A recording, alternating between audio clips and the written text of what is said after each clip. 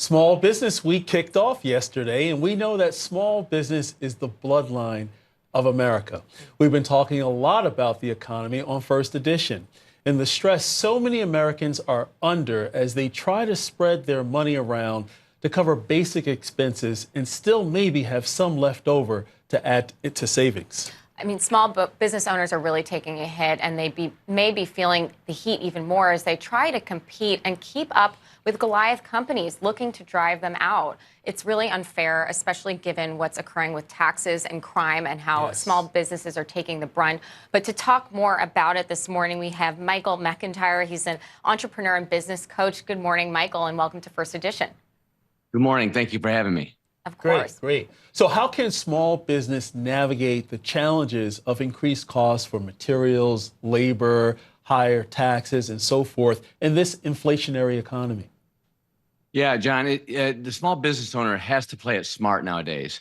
They must look at all possibilities with their resources. They've got to be kind of not stingy with their resources, but play it smart with their resources. Maybe buy in bulk. Yeah.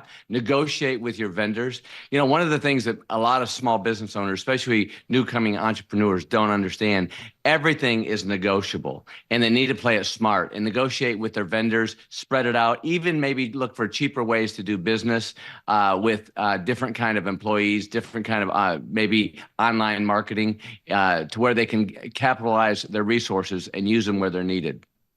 What strategies are useful for small businesses who are employing those who are really experiencing hardship to retain customers despite this economic downturn? Yeah, retaining customers is key. And one of the things that we have to do is not so much transactional as it is relational. We must stay in relationship with our customers. Maybe offer them a loyalty package, maybe offer them special discounts. First look at new things coming in, give them special deals, make them feel very special because they are special. They're your customers, and have that relational aspect. Teach your staff to have that relational interest with them instead of just a transactional, just instead of another sale. Right. Relationship is key. Can you share how, recent economic policies have impacted many business operations? Yeah, I mean, under the present administration is kind of anti-business with higher regulation, with everything from the Federal Trade Commission taking away the non-competes to where you've got the price of just doing business with oil. In California, they've raised the minimum wage up to $20 per hour. It's putting a lot of small businesses completely out of business. So, yeah, with crime, with theft, with the quote, inflationary past bill came in last year, which was a joke, increased inflation. Right now, inflation's at a 40-year high compared to what it was back in the 70s. So it's very difficult with the present administration being anti-business. They certainly are. I mean, what about debt, Michael? Is it smart today to borrow with the high interest rates or just cut expenses? Great question. It's a combination of both. I always say, let's time to keep it lean, Dean, trim the fat, Pat, because listen, we are in a downturn and we've got to make sure. But interest rates, people get wrapped around the axle about the interest rates. Listen, back in the 80s, interest to prime was 21%. Okay, so now it's 7, 8, 9, 10% to borrow money. Still not too bad, but borrow it smartly. Money is a fulcrum. Use it to your advantage. Make sure that you get a quick ROI back on that investment, and don't be afraid to borrow, but do it wisely. Seek wisdom. Measure twice, cut once. I always say that the highways and the byways across this country are paved with squirrels that just couldn't make up their mind.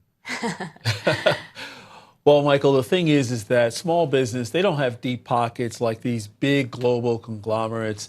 So what about advertising to attract new customers? Is it a good time to invest in some type of online advertising strategy?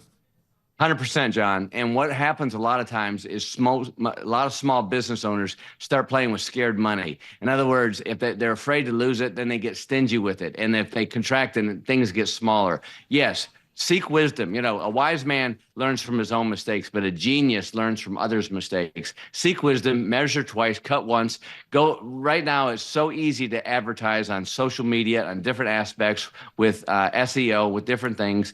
You can do it effectively, and you might be able to catch some wave of new customers where other people aren't being wise with their resources.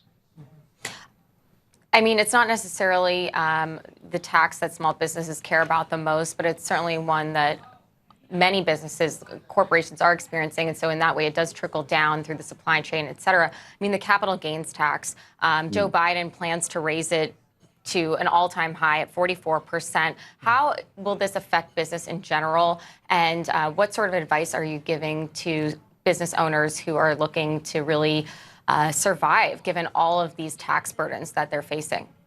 Yeah, great question. Vote conservative. Get out and vote. Get everybody you can to get out there and vote. Listen, this country is built on business. We need to have business leaders run business.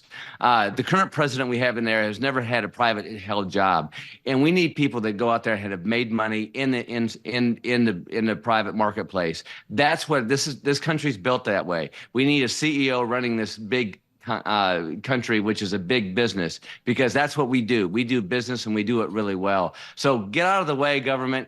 Cut our taxes. Let us go out there and create wealth and let the matrix work, because it does work as long as we get government off our back.